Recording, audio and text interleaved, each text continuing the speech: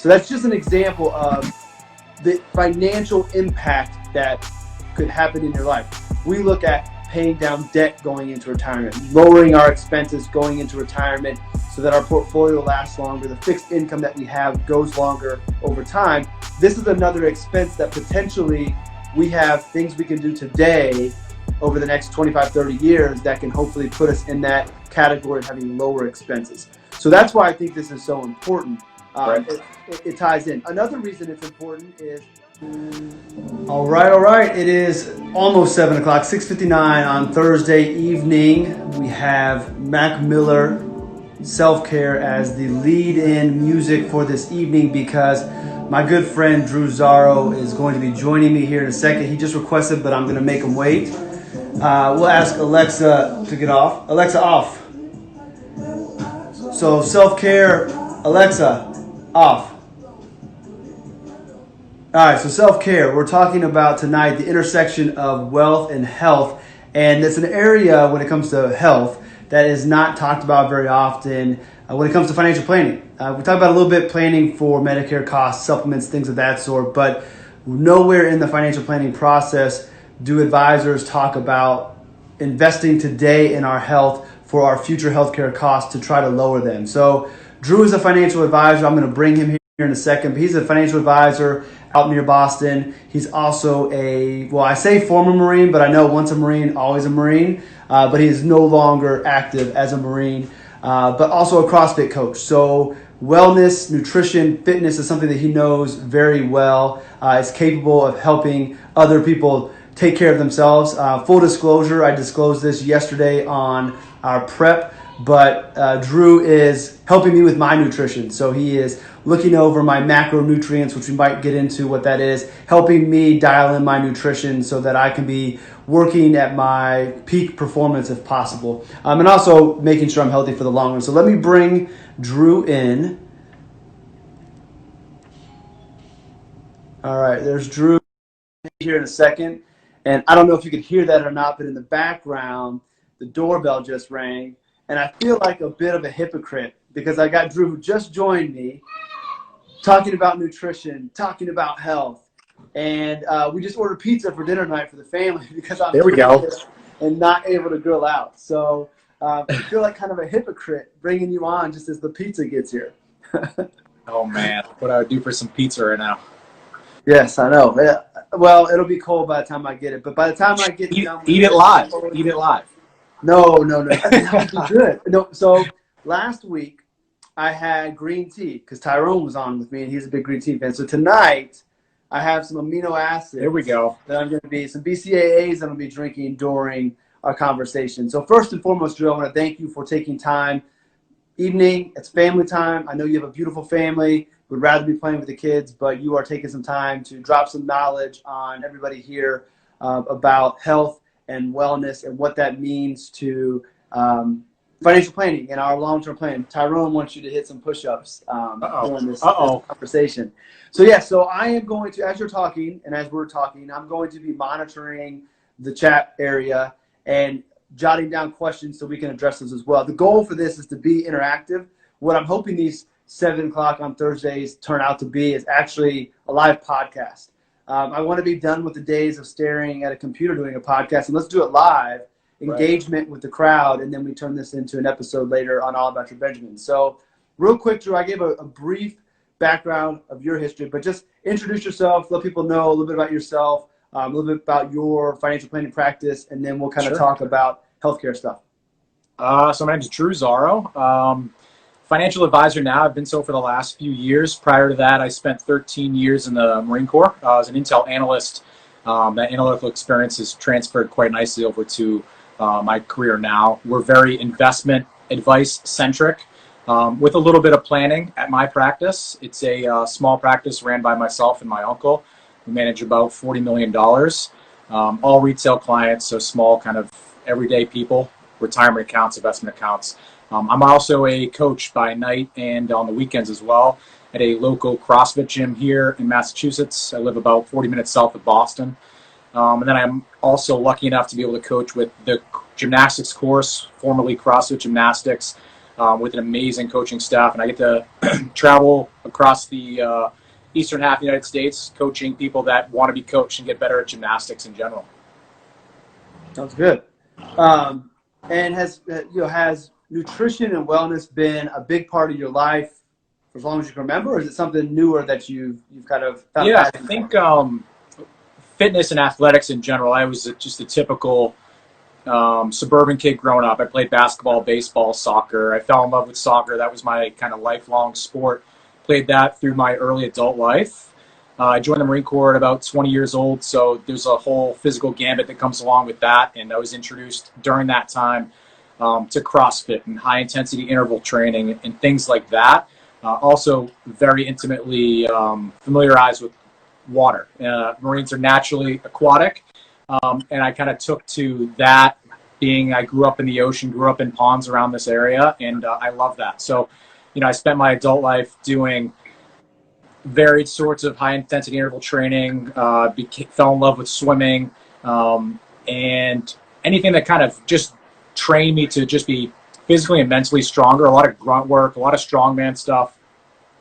And it wasn't until probably the last 5 or 6 years that I got more interested in gymnastics. So I fell in love with CrossFit and functional fitness, things like that. So kind of got familiar with the barbell and such, and then realized that gymnastics was somewhere I was lacking, and I kind of just dug really deep into that. And that kind of is where the coaching aspect came from in terms of coaching with the gymnastics course. But not a trained gymnast, never used the barbell probably before, my mid-20s. So it's all kind of self-taught and self-researched. And for me, it's become a very important part of my life. And I love that my family gets to see me do it every single day, because I think it's an important example to set.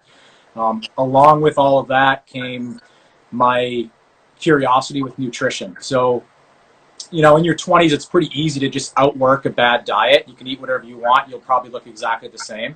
And when you hit your 30s, you kind of start to see that things change. Or when you have kids, things change, right? Mm-hmm. You don't have your own schedule anymore. So I started experimenting around with a whole lot of different styles of eating. And, I found ways that work for me. And I have a really good deep understanding of just food in general, as in terms of calories in, calories out, macros, just understanding food is an energy source, not necessarily an escape from stress and things like that. And that's been hard for me to learn and understand, but I feel like I have a really healthy relationship with food, which I think is very beneficial to making the rest of your life a little bit easier to get through, whether it's, physical fitness or your job or raising a family. I think nutrition is a huge part. Is if that gets out of control, it's kind of hard to keep the other things in control as well. So we're gonna get to the nutrition piece of things. So kind of some framework just for everybody watching. First off, I want to talk a little bit about, I've got some statistics in front of me. I want to kind of frame why it's important for us to start thinking about this when it comes to planning. We were talking yesterday that I want to make sure that my clients not only are financially prepared to enjoy retirement, but that they're also physically able. And one of the ways to do that is to make sure we're taking care of ourselves. I joked that it's politics and religion you're not supposed to talk about, but I'd also add food and wellness in there as well, because like you, Ange and I started experimenting with different, ways of eating. So we did vegan for a day, dairies and everything, and I couldn't escape it, and I couldn't do it. So we did vegetarian for a while. We've done paleo. I've tried macros. I've tried all these different things. I tried to do keto just to figure out what works for me. And I think one comment you made is that what works best for you, but what works best for one person doesn't work best for everyone. Right. But I think the underlying theme of paying attention to how we're eating, what we're eating is an important thing. And then you might have to tweak things based off of your body makeup. Before we go any further, I do want to put the disclaimer out there that I realize that you can do everything by the book, eating healthy, living a healthy life, and not escape major healthcare events.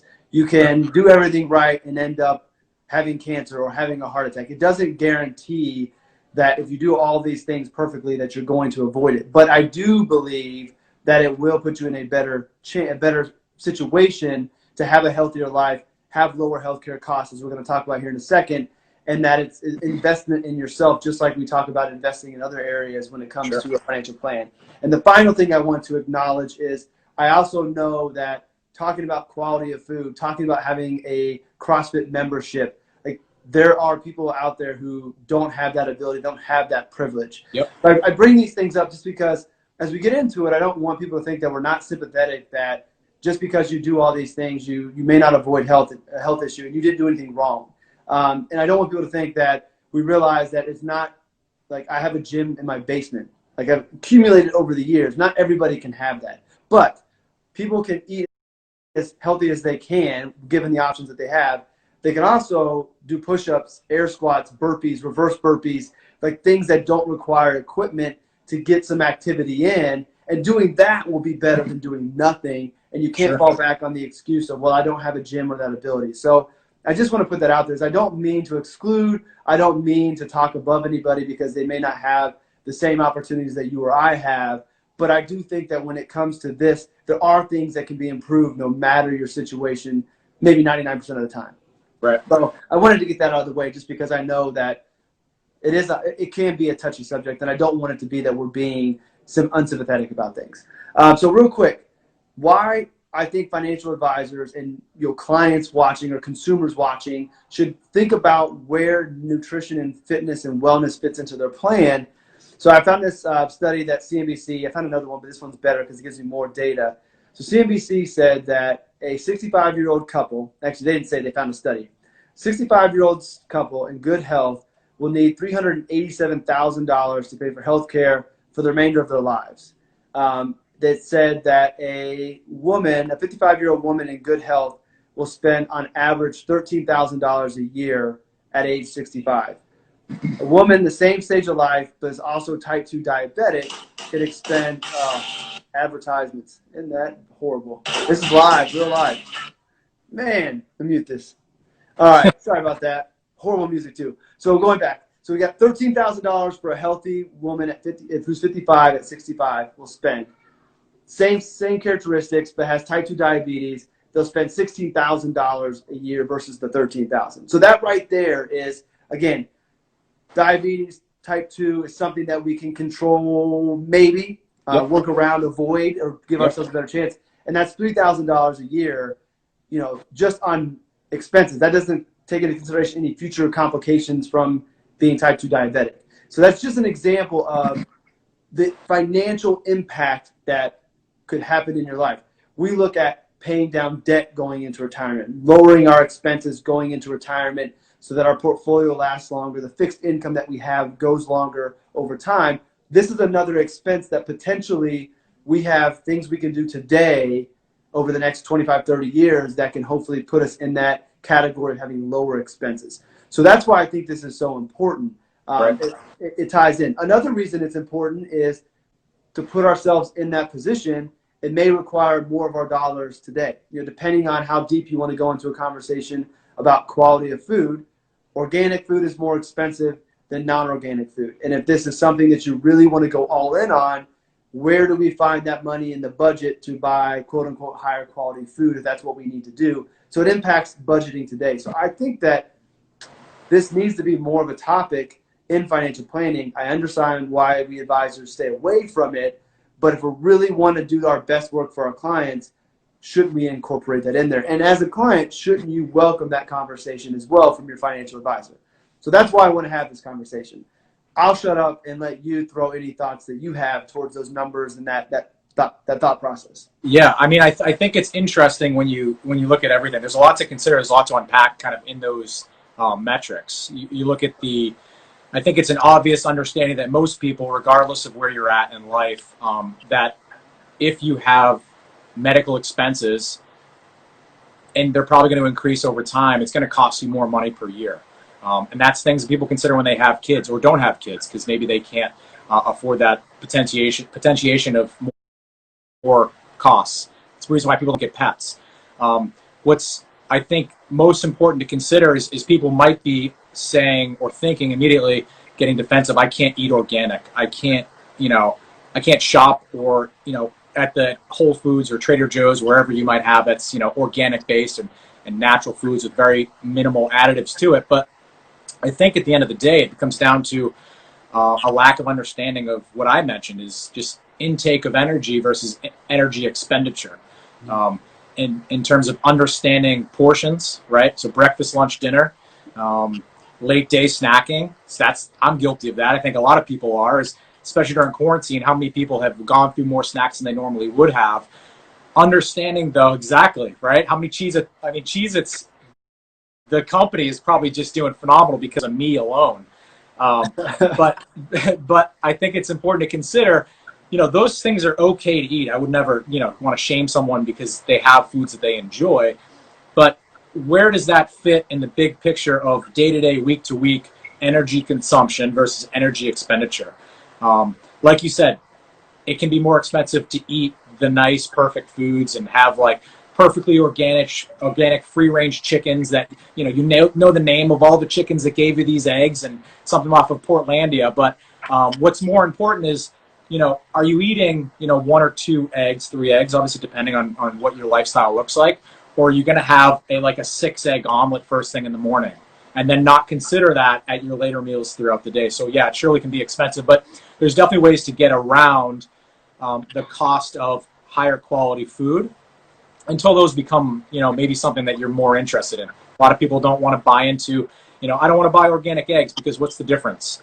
There's definitely differences in it when you start to dig, but I don't think that's a worthwhile conversation to have for advisors towards clients early on if they want to have that conversation. I think the early conversations that are worth having is just exploring people's understanding, just like we do as advisors, their understanding of financial literacy. Also trying to help understand their understanding of nutritional literacy, right? How do we understand the food that we're putting into our body as it relates to just literal energy? That's all it is. And there's really no difference in the way we look at retirement. I think that you have a 25-year-old individual, non-married, single person come into your office. You know for a fact that they have likely 30 to 40 years ahead of them of earning years, right? So we're in a good spot. You're not going to bring a ton of assets to me to manage, but we can have a really easy time managing your 40-year earning trajectory. And the opposite end of the spectrum, someone comes in your office at age 60 and they say, I have $18,000 in the bank. I plan on retiring in the next 5 to 7 years, I hope. Well, you and I as advisors look at that and we say, okay, well, we have a lot of work to do to catch up and get you where we need to be. When it comes to food, I think it's an important consideration as well. You look at a 25-year-old individual, female or male, you understand that they're probably 7 to 10 years outside of the last time they were doing regular fitness of some sort, whether it's high school gym class, maybe they were into sports or things like that. Maybe they were into college athletics. So it's easier to get them on a fitness and nutrition path that makes sense because there's less rust to kind of bang off. And there's probably less years of bad habits of forming bad nutrition and poor kind of exercise regimen versus someone that comes in to your office or maybe to my gym and they say, and they're 55, 60 years old, and haven't worked out in 30 years. My doctor says I'm pre-diabetic.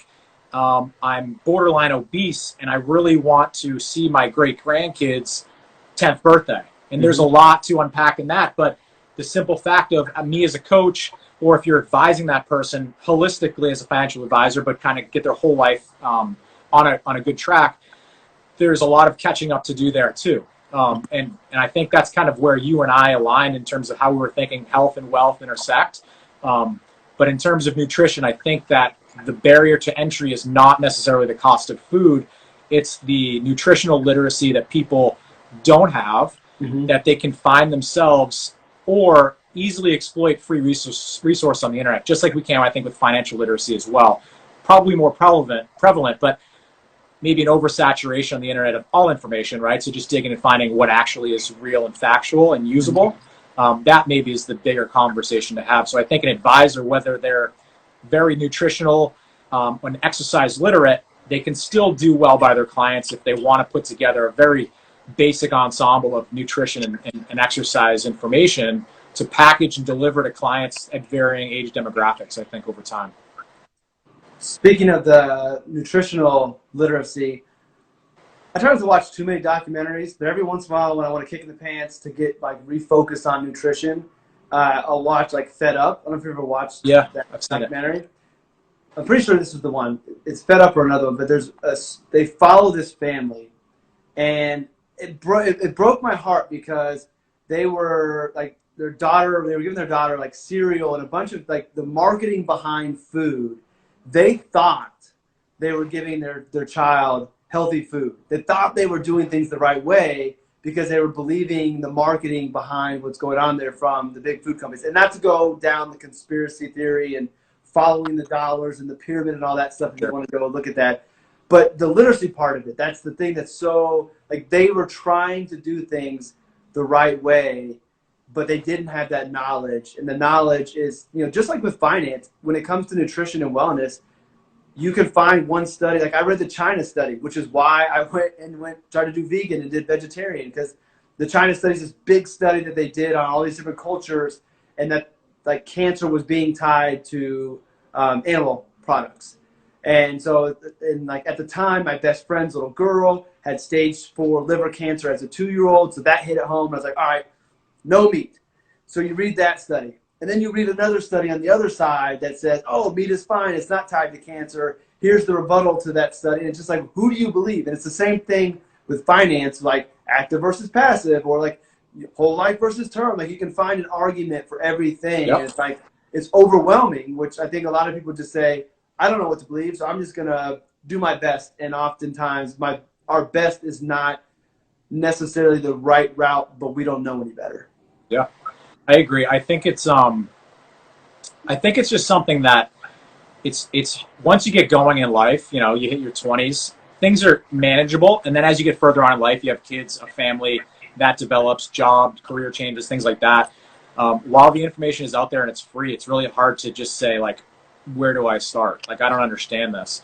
I think my advice for people in general is to learn how to read a nutrition label. And as silly as that sounds, I think it's something that most people don't do. Mm-hmm. They also maybe don't even understand, percent daily values and maybe the just overall caloric consumption that they require as a certain age, a certain gender, and a certain amount of exercise sessions per week that they require daily in terms of calorie intake. Just learning to understand those, I think, is a tremendously powerful first step to be able to take control of your diet.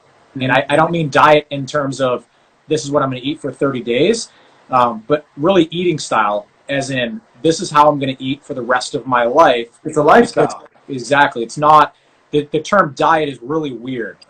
It's I feel like conflated with some things that are faddish. The Jenny Craig diet, the Atkins diet, things like that. People look at those like, I'm going to hit this for 30 or 60 days.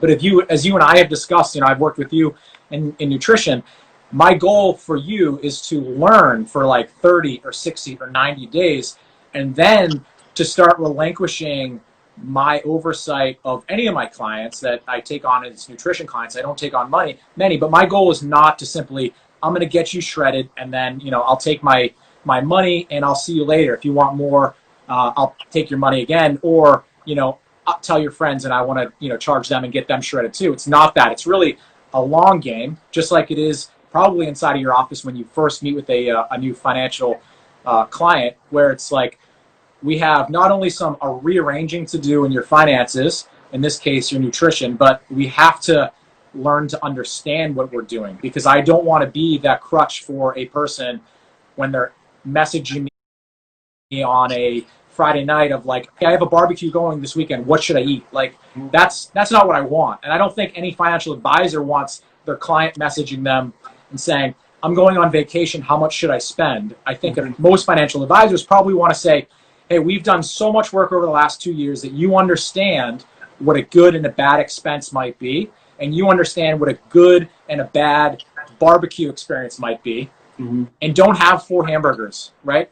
Have 1 or 2 and know exactly what that means in the big picture of your daily or maybe your whole weekend consumption of food. But I think educating people in anything, specifically nutrition in this case, can be very powerful to just give them all the tools that they need to just be able to walk through the grocery store, grab what they need to grab, or walk to their pantry or refrigerator before they start cooking a meal and knowing exactly what a good quality, well-rounded meal is. Like you said, though, it's definitely not what those commercials told us back in the 90s where Frosted Flakes were part of your complete breakfast. They are for sure not part of your complete breakfast.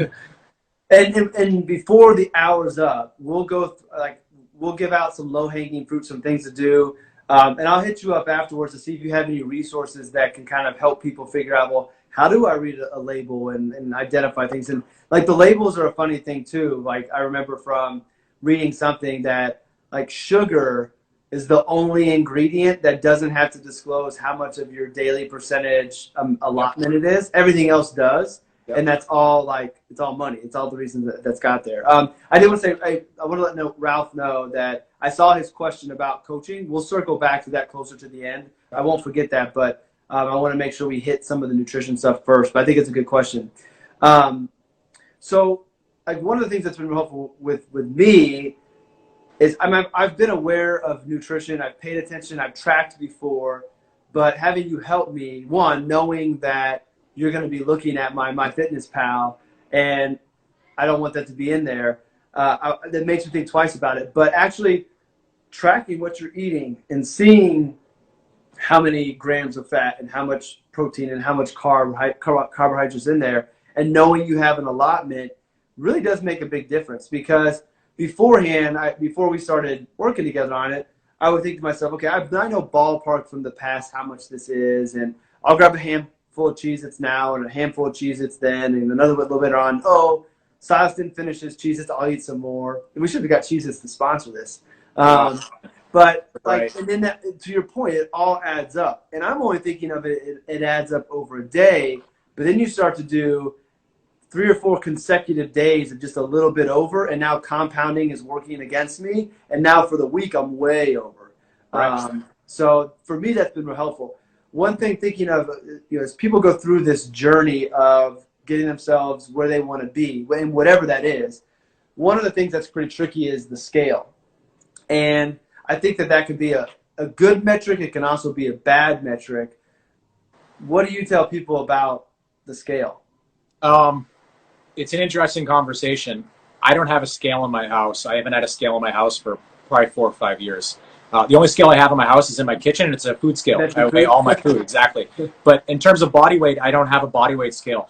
We have one at our gym, so it's applicable in terms of getting a small fraction of understanding of where you're at in terms of body composition. There's obviously very intricate machines out there, like OneBody, I think you were talking about the other day, is one of them that can give you a better picture of your body composition. But surely I want to know what someone's weight is if I start working with them as a nutrition client, or if I'm wanting to maybe experience myself a learning and development of my understanding of, energy in, energy out. I do need to establish a baseline in terms of where I normally sit in terms of body weight. But you're right, it's a very small piece of what we really care about. So, for instance, we talk about muscle mass versus fat mass on one's body. Fat in general takes up larger space, but it weighs less. And muscle takes up less space and it weighs more. So the scale could tell you that you're gaining weight, but aesthetically, you might notice, maybe someone who's very close to you might notice, like your spouse or your family, that you actually look a lot leaner. So the scale isn't telling us the full picture there. What will actually tell us the full picture is when we get a good understanding of, your lean mass, your body fat composition in comparison to the rest of your body. And there's definitely various levels that you can be within that doctors and nutritionists would tell you that is healthy versus unhealthy versus dangerous. For men and women, it's different on both ends. So it's definitely good to know where your body weight sits, but it's only one tiny piece of the puzzle. And it's surely not going to give you the overall picture of where you are now. And it's not going to give you the picture of where you need to be later on. Is there one metric that can be kind of a go-to as a judge? So if you're trying to do your own, so if weight's not necessarily the best because of muscle versus fat, you can kind of do the pant test. Like, how do my pants feel? Do they feel any different, looser, tighter? But is there like a good metric? Because I think a lot of people want to default to BMI, but like your BMI measurement can put you obese when you're really not because you have high muscle mass. Like, what's a good metric to test to just give yourself a baseline and keep tracking? I think if you can measure, if you have a method to measure your body fat percentage, Mm-hmm. you can tape at home. You can there's various ways to tape. I would definitely Google that on the internet, a couple different ways, and try to figure out the way you can tape. You might need someone's help, but you really only need like a tape measure, not like one you buy at Lowe's, but maybe one you buy at like a Michael's or Joann fabric store or something like that. You can also go to like a health and supplement store. They probably have them there. You can do a measurement of various parts of your body, put that in compared to your weight, your height, your age, etc. You probably get a good general understanding of your body fat percentage, and that's usually a good way to at least ballpark yourself in terms of, am I really, really healthy? Am I too lean? Am I carrying too much body fat? But realize also even that metric itself has a lot of variability depending on your gender, your stage of life. If you're, for females, if you're pregnant, if you're menstruating, these things are all going to fluctuate a little bit. Mm-hmm. So understanding all of that in the big picture, I would highly recommend finding a nutritionist, finding a professional. You can, just like a financial planner, you could even just do a one-off session with these people, and they'll at least put you on the right track.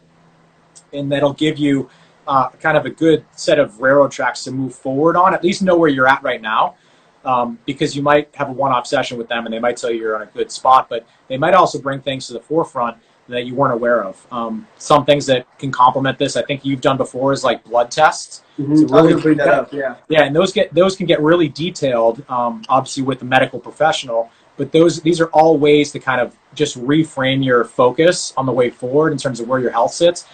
But I don't think I have one metric. I think I would just consider it all like a big puzzle piece on your coffee table, and you got to start putting the puzzle pieces together, understanding it so you can see the big picture. And I think defining your goal is important as well. So like when I came to you, I said, hey man, I want to get to this weight. And then I said, I don't really care so much about the weight. Like it's just a number as a goal to shoot for. But it's, like for me, it's more of how do I feel and, how do I look? Like a little bit of vanity there. Like, do I look good with my shirt off? Summertime's rolling. And also I want my boys to think I'm a superhero. So I want to look like a superhero. So what can I do? So that's my metric. But so what I'm doing, we're tracking my macros, which we're going to talk about macros in a second, like what they are, what we mean by that. And then Tyrone wants to know if Bitcoin was a macro, what would it be? So we'll answer that after we define macros. But we're tracking my macros every day. I go to MyFitnessPal, enter in everything that I eat. If I eat 10 Cheez-Its, I put in 10 Cheez-Its. So I'm trying to track everything. And you can't get it perfect because like you scan the barcode, but like how do they really know? But it's tracking. I know plus or minus range, I'm hitting my numbers. I'm taking every Monday photos. Yep, as I say, every Monday morning I take photos, same mirror, same lighting, same poses, so I can scroll through and you can see the change. So now I have visual evidence. And usually it's like you don't really notice it week to week, especially on yourself. But then when you go from like week 1 to week 5, that's when you can see the big jump. You as my coach might see it better because it's not looking at yourself. And then I do think that getting your blood drawn, if you could make that work within budgeting once a year, at minimum, is not a bad thing to do because this gives you a baseline. Like, okay, what's my cholesterol look like? Is the good cholesterol staying where it needs to be? Is the bad creeping up? Is there anything changing that you don't see in the numbers, you don't see in the mirror, but internally that maybe a different type of workout or more workout or different food would combat as well? So it's not just like weight and your appearance. It's also like what's going on inside your body as well as the internal part of your body working right too. Yeah, I think the blood tests, like obviously, if you can afford it, that's one thing. If you can't afford it, you can't really do much about it. I don't want you doing that on your own. But the good thing about getting your blood drawn and getting that tested is it allows yourself, but your physician, maybe your nutritionist, to see potential red flags that maybe have nothing to do with your body composition or your aesthetic appearance, but rather just your overall health. And so as we talk about the intersection of wealth and health, unrelated to fitness and nutrition might help it, fitness might help it. But if we get those red flags early on in life, in your 30s or your 40s, that allows us to kind of rudder steer as nutritional or financial advisors, wherever you might be, to places that are going to put you in a better path and maybe lower your risk for, maybe certain other illnesses or diseases later on, that it's not only going to save you money, but it's going to elongate your life, right? So while, we do talk about wealth in terms of we want to accumulate, most people probably want to accumulate it as much of as they can to enjoy the ideal life for them. I think at the end of the day, aside from money, people would much rather just be healthy in general for as long as they possibly can. So, blood drawing could be a really great way to, cut things off at the head before they get out of control that you weren't even aware of. And we started the conversation talking about retirement expenses and lifetime healthcare expenses, but there's other impacts that this conversation leads to that can have a benefit for your overall financial life. You think about if you are trying to optimize your career path and you have high goals or you're trying to progress and you need to be operating at your peak performance, like sleep, nutrition, wellness is all going to be going in there. But again, going to the blood draw thing, there's internal chemical things that you might be able to figure out that you can adjust, and that if you get those things dialed in, you're feeling better, which allows you to be more productive, which allows you to reach goals, which allows you to potentially increase income. Now you can save more, and like it's not like expenses are part of it, but there's other impacts. Like an example, I'm an open book, so I did my blood test, and it comes back that my testosterone levels were like drifting lower. Like, and as a man, your initial thought is, I don't have a problem with testosterone. Like that comes at you, but then you realize that testosterone is more than just what the initial thought is. Yep. And that like by tweaking the diet some and taking some natural, like some more vitamins and different things, able to correct that and drive that back up. And why that matters is that influences my energy levels. And like I try to do a lot of things. Like I have my business, and I've got other things I want to do. I want to be an active father. I want to be able to work out and stay in shape, and that requires energy. And if there's things I can tweak within my diet and maybe have some natural supplements that help out as well, because I'm not getting that in my food, then that gives me more energy to be more productive and potentially increase my earning potential down the road as well. So like there's so much that goes into this. So macros real quick, and then I want to go more towards where wealth and health intersect, because that's what this whole conversation's about. So real quick, high level, macronutrients, what does that mean? What are they? Why are they important? So macronutrients it's pretty simple once you get into it. We have, there's only three. There's fats, there's carbohydrates, there's proteins.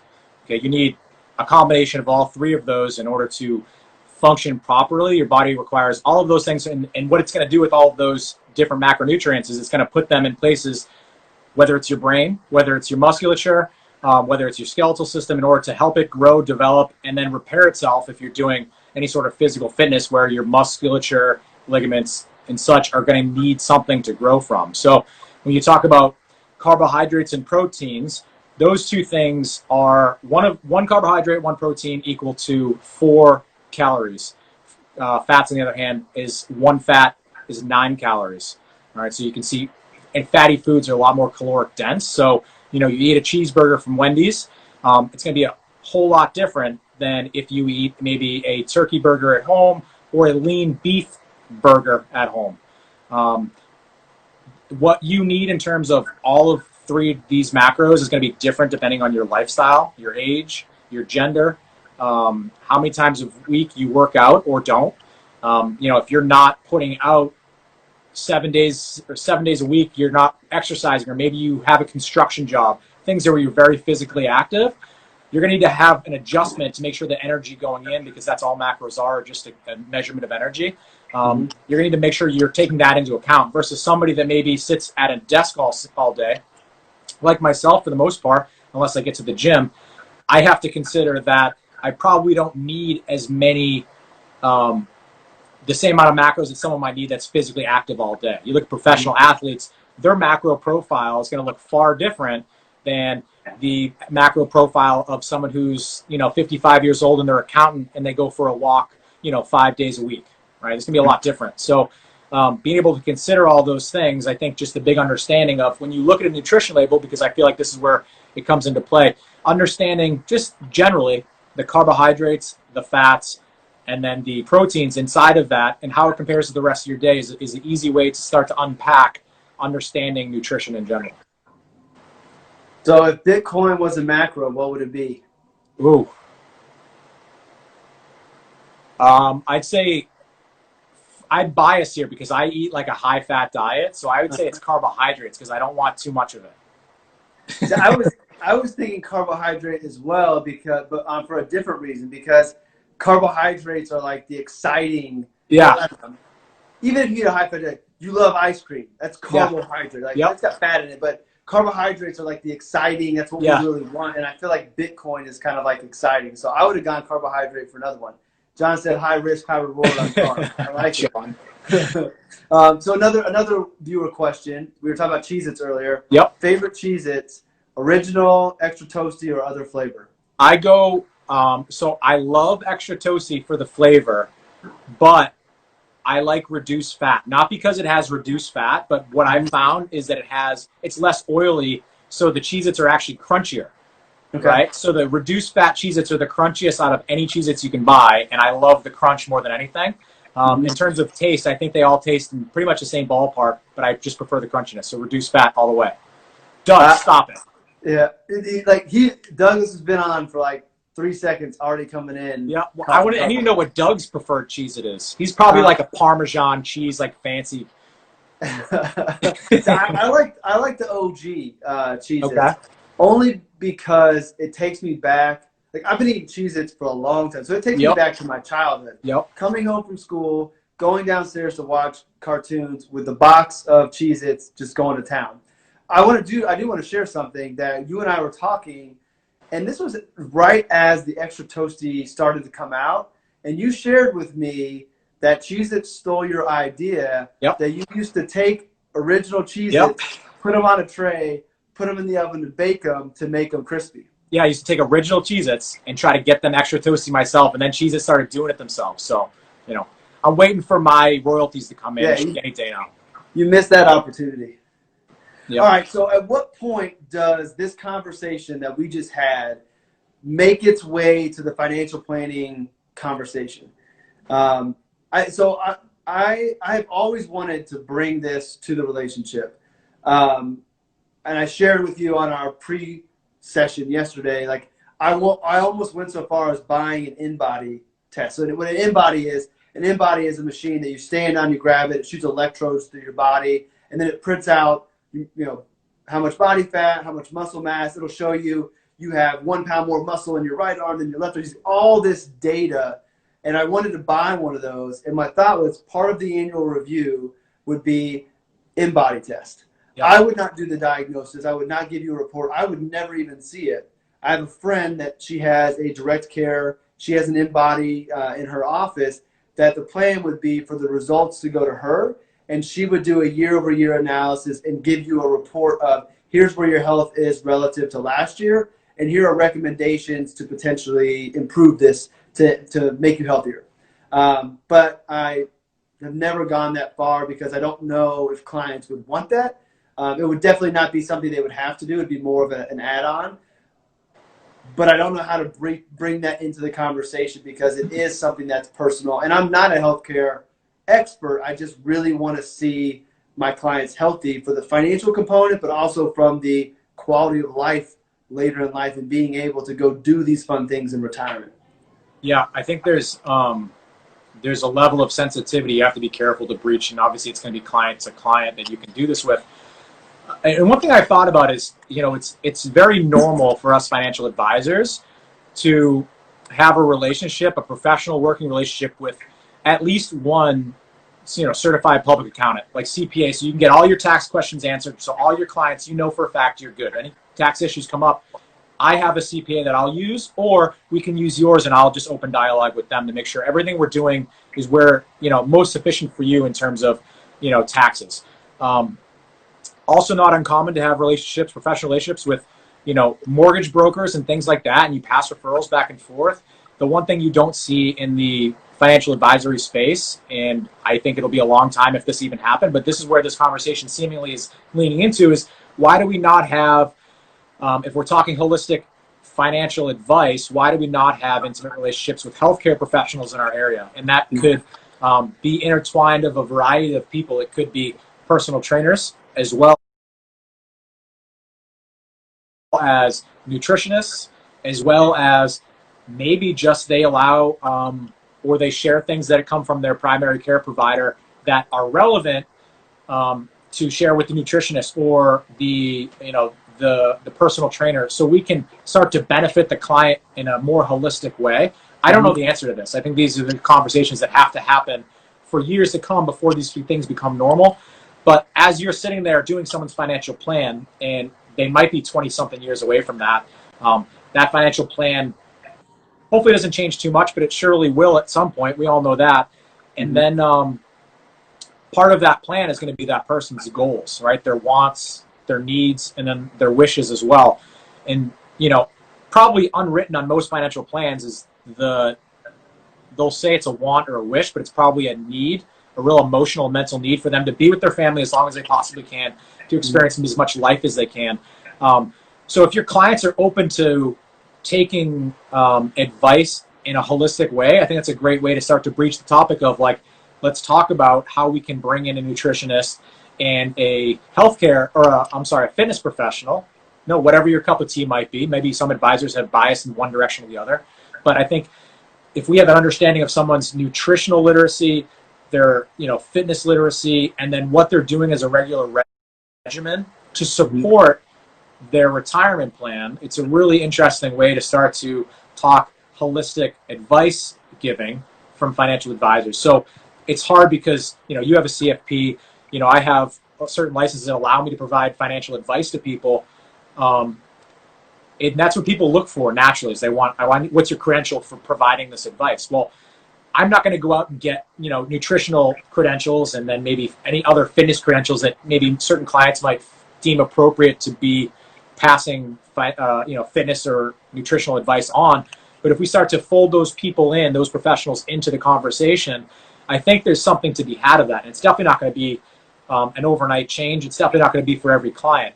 I think over time, it can and would be for every client, because if we look back at the relationships between quote-unquote financial advisors and clients, financial planning has not always been a norm, right? I mean, now it's what people want, they crave, and I think most practices have some sort of financial planning in their practice, intertwined in there somehow. Some of them are very planning-centric, and some of them have CFPs in their practices.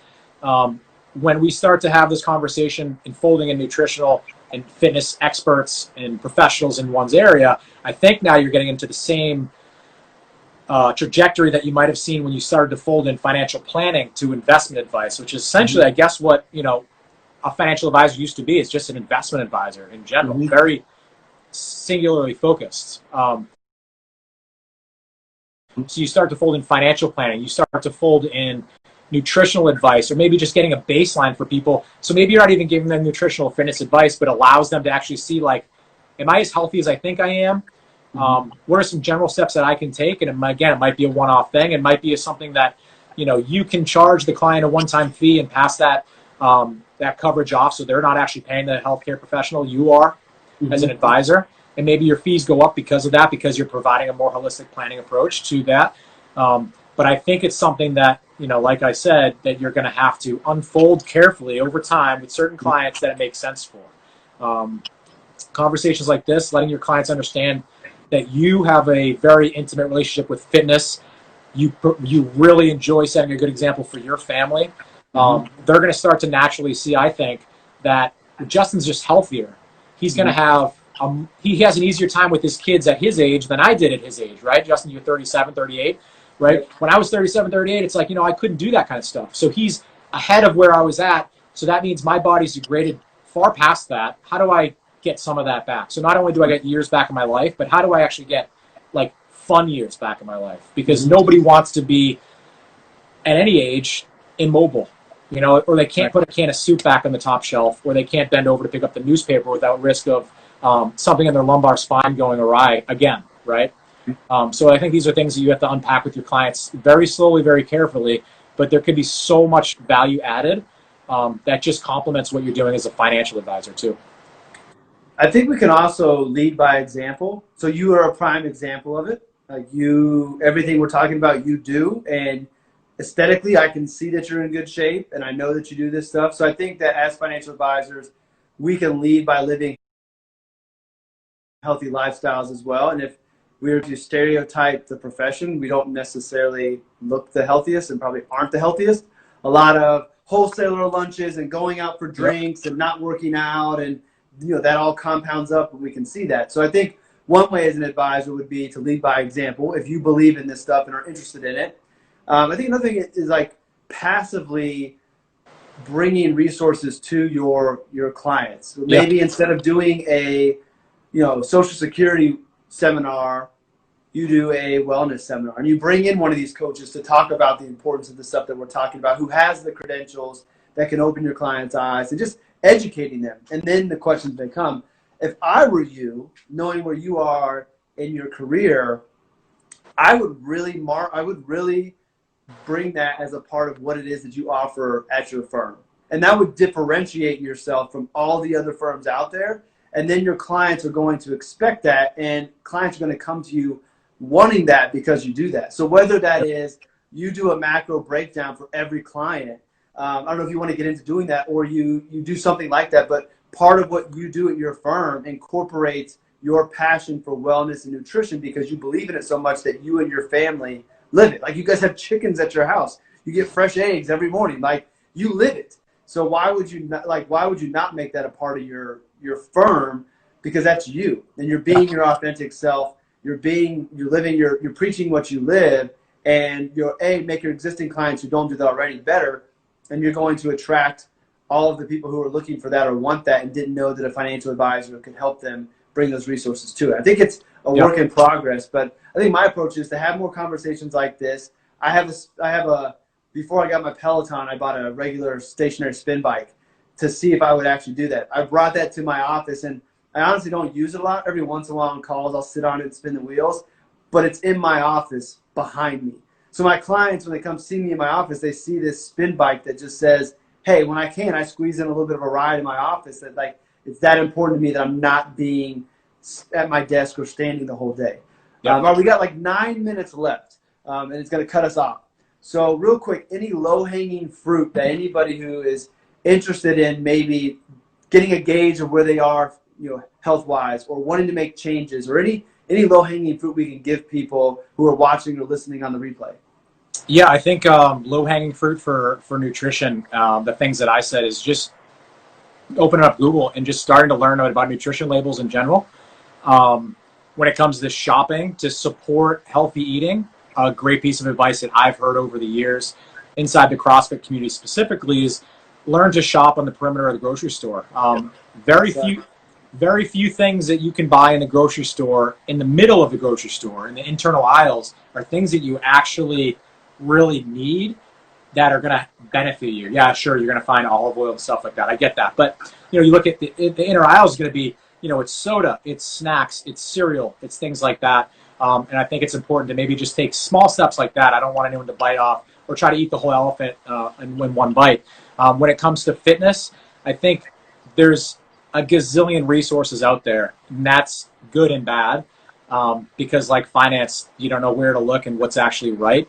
I would suggest just maybe setting aside X amount of minutes per day to build a habit of moving as a human, right? So you look at a baby, they walk, they crawl, they run, they try to balance while holding one hand onto the side of the couch, all these things that the human body will degrade to at the end of one's life. But if we can push that degradation off as long as we can, the easiest way to do that is just to functionally move. And functional fitness, I think, is a great way to look at this.